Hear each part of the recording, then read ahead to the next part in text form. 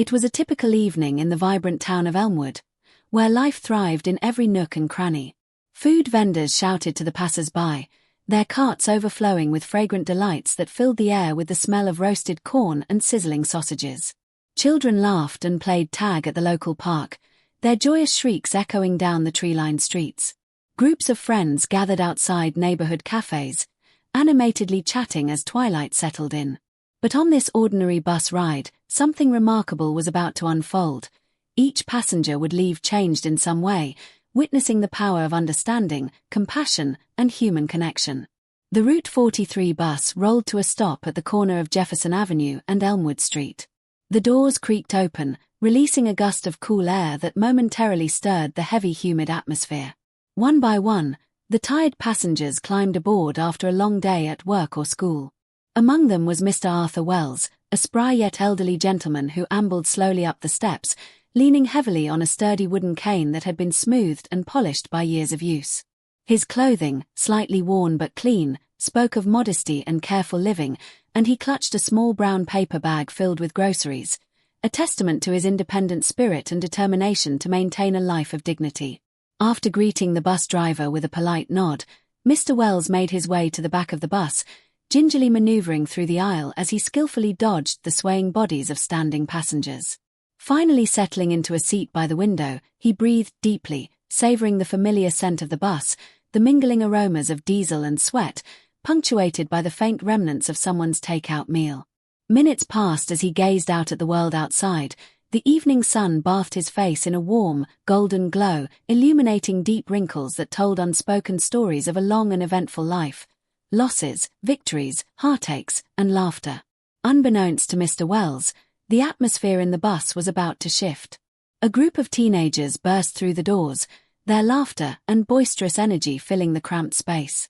They were fresh off a day at Lincoln High School, reeking just the kind of bubbly enthusiasm that made bus rides feel like a rowdy affair. Ryan, the charismatic leader of the group, stood tall with a baseball cap turned backward, clearly brimming with a mischievous spirit. As they settled into seats near the back, one of the teens, Ryan, glanced around the bus and set his sights on Mr. Wells. "Look at that old man," he said, loud enough for everyone to hear. "I bet he's got some wild stories to tell.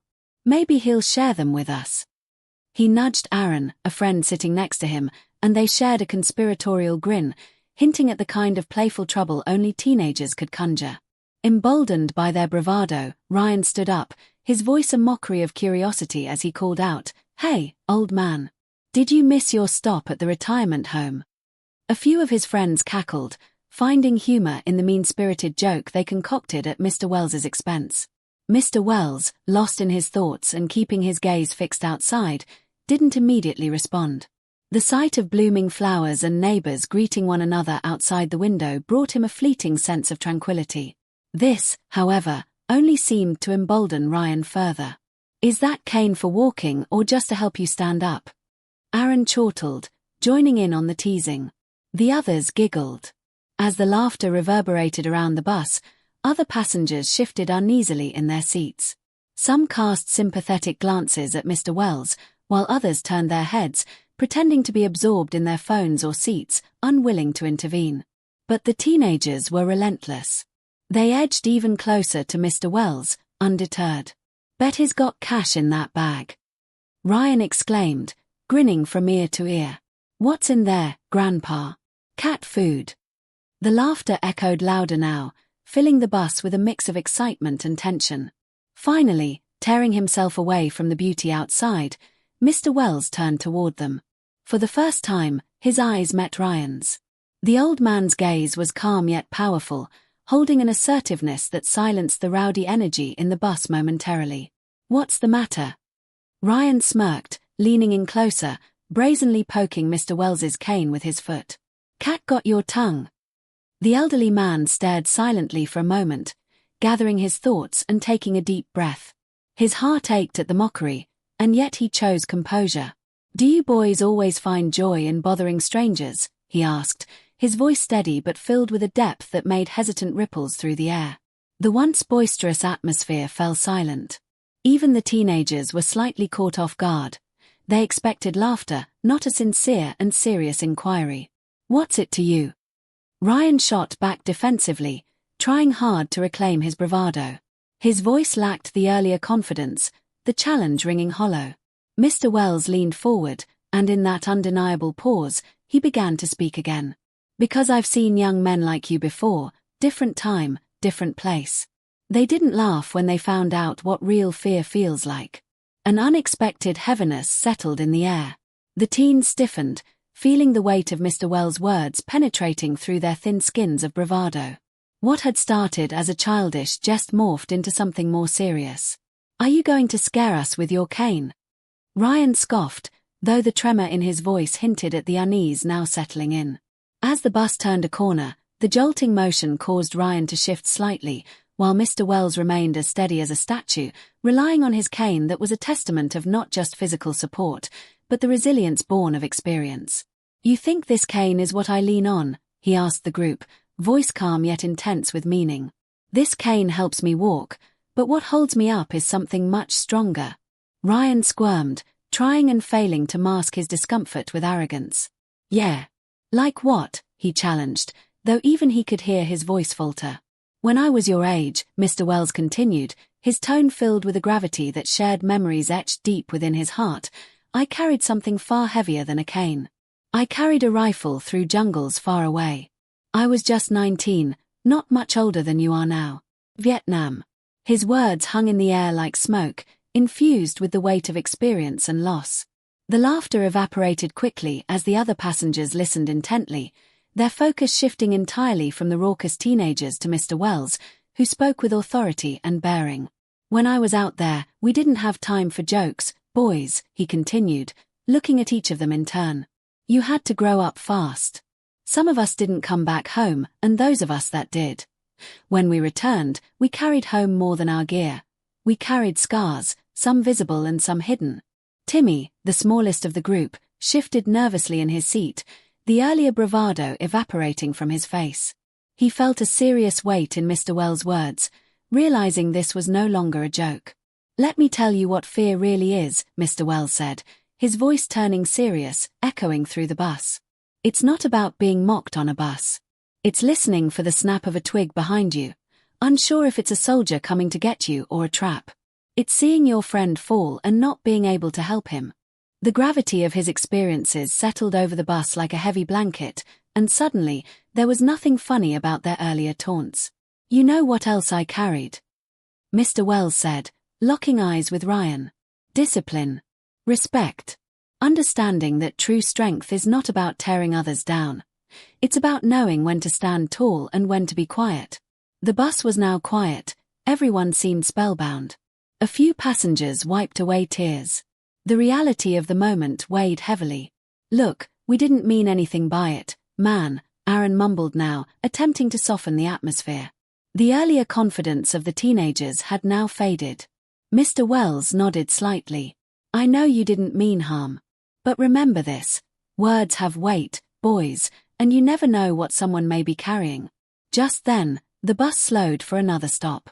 Mr. Wells leaned back in his chair, resting his cane on the floor. He knew this was an important moment, one that offered a chance for the young men to reflect upon their actions. As the doors opened, the teenagers stood frozen, the weight of the previous moments heavy on their shoulders. The other passengers began to look at Mr. Wells with admiration, realizing the profound lesson he had imparted. The boy in the cap, having led the mockery, looked down at his shoes, wishing he could sink into the ground. Hey, we were just messing around, Ryan said again, but this time it came out softer, with an unsure tone. Messing around can lead to trouble, Mr. Wells replied quietly. Sometimes trouble that you can't escape from. I've seen that happen too many times. The boy in the hoodie found his voice. Did you lose friends out there? He asked, his voice trembling with curiosity and concern.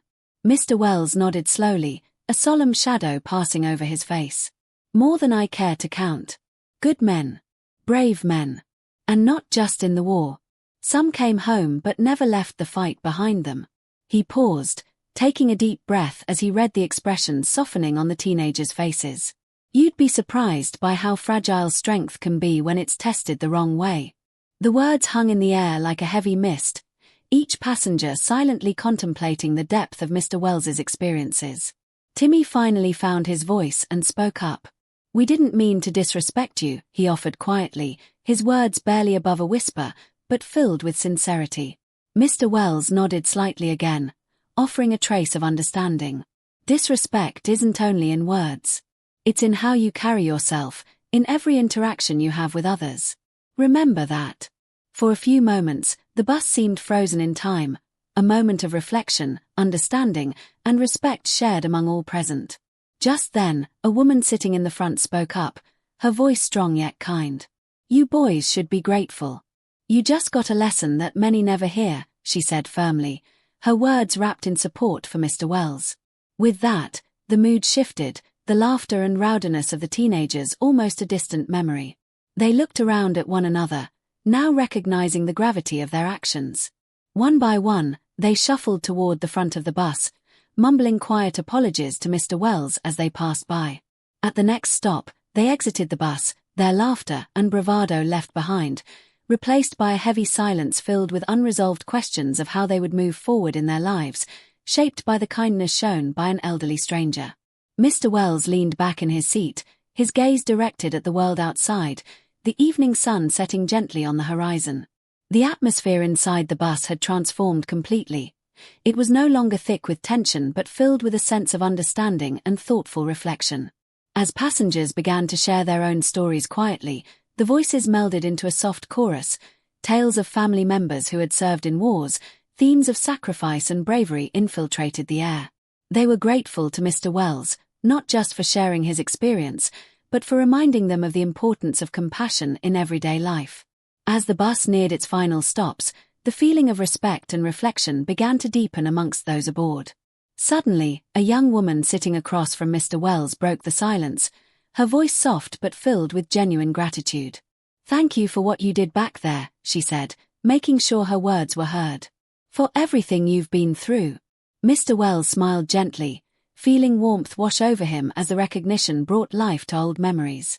"I did what I had to do," he replied, his tone reflective.